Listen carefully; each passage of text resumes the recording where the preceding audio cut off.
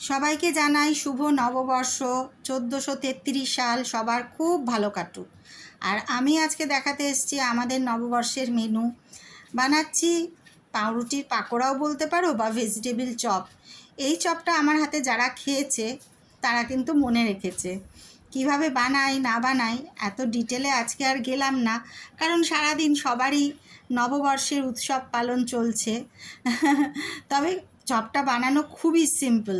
পাউরুটিটাকে একটু জলে ভিজিয়ে আর ভেতরে পুরটা তৈরি করে নিয়ে যে যেরকম করো, আমি বিট গাজর দিয়ে পুর করেছিলাম যেরকম ভেজিটেবিল চপের হয়। ভেজিটেবিল চপের আকারে গড়ে তারপরে ভেজে নেওয়া, মুচমুচে কুড়মুড়ে দারুণ হয় খেতে। কিন্তু তার সাথে আরও আনুষঙ্গিক ছিল অনেক কিছুই। চলো একটু একটু করে দেখাই কি কি করলাম। শরীর এখনও বেজায় খারাপ, তবুও বছরের প্রথম দিন একটু আধটু তো করতেই হয়। আজকে করেছিলাম একটা মাটন, খুব অল্প পরিমাণে, কারণ গরম চলছে, বেশি মাটন খাওয়া ভালো না। তো মাটনটা একটু অন্য রকম করেছিলাম। আজকে মাটনে কোনো রকম তেল দিইনি, এটা আমার ঠাকুমার কাছ থেকে শেখা। মাটনের সাথে যে চর্বিটা আসে, আমি একটু চপ খেতে খেতেই রান্নাটা করেছিলাম, তাই তোমাদের সেটাও দেখালাম। তো মাটনের সাথে যে চর্বিটা আসে সেই চর্বিটা আমরা সাধারণত ঝোলে দিয়ে দিই, কিন্তু এই চর্বিটা যদি শুকনো কড়াইতে বেশ খানিকক্ষণ নিভু আঁচে ফেলে রাখি, প্রচুর সেখান থেকে তেল বেরোয়। আর আজকের মাটনটা আমি রান্না করেছিলাম সেই তেল দিয়েই, পুরোটাই সেই চর্বির তেলেই মাটনটা হয়েছিল। এক ফোঁটাও এতে আর অন্য কোনো তেল মেশায়নি। তারপরে আর কি, আমাদের যেরকম চিরাচরিত রেসিপি মাটন কষার, সেই রকম কষা কষা করেই মাটন কেটে রান্না করেছি, কেটে ধুয়ে। মশলাপাতি সবই একই, নতুন কিছু মশলা দিইনি। তবে একটু মিট মশলা যেটা সানরাইজের আসে, সেই মিট মশলাটা দিয়েছিলাম, কারণ ওই মশলাটা দিলে বেশ ভালো হয় খেতে।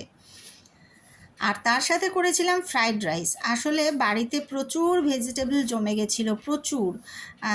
সেই কি নাম আমি ঠিক বলতে পারবো না। একরকম বাঁধাকপি আছে না, তোমার বেগুনি বেগুনি রঙের হয় বাঁধাকপি, ব্রোকলি, সুইট কর্ন, গাজর, এরকম অনেক কিছুই ছিল ভাণ্ডারে। তো সেইগুলো সমস্ত কুচি কুচি করে কেটে ধুয়ে তারপরে দু রকম বেল পেপার আর এক রকম ক্যাপসিকাম মিশিয়ে ফ্রাইড রাইস হয়েছে। তার সাথে মাটন কষা আর ভেজিটেবল চপ, আর একটু আমের চাটনিও করেছিলাম, পরে সেটা আর কি দেখিয়েছি, এটা দেখানো হয়নি। মিষ্টি ছিল। আর এই সেই পুরটা, এই পুরটা খেতে এত ভালো লাগে, লুচি পরোটা দিয়েও খাওয়া যায়। আর আমার কর্তার জন্যে স্পেশাল এটা আলু পটলের ডালনা, কারণ ও রুটি দিয়ে একটু খাবে, রুটি ভাত মিশিয়ে খায়। তো এই হচ্ছে আমাদের ছোট্ট আয়োজন, ঘরোয়া আয়োজন। বাইরের খাবার খেতে ইচ্ছে করছে না এই গরমে। আর তার সাথে হইচইতে এসে গেছে একেন বাবুর নতুন সিজন পুরুলিয়ায় পাকড়াও। অসাধারণ হয়েছে, দেখে নিও তোমরা। আমরা খুব মজা করে দেখলাম। শুভ নববর্ষ।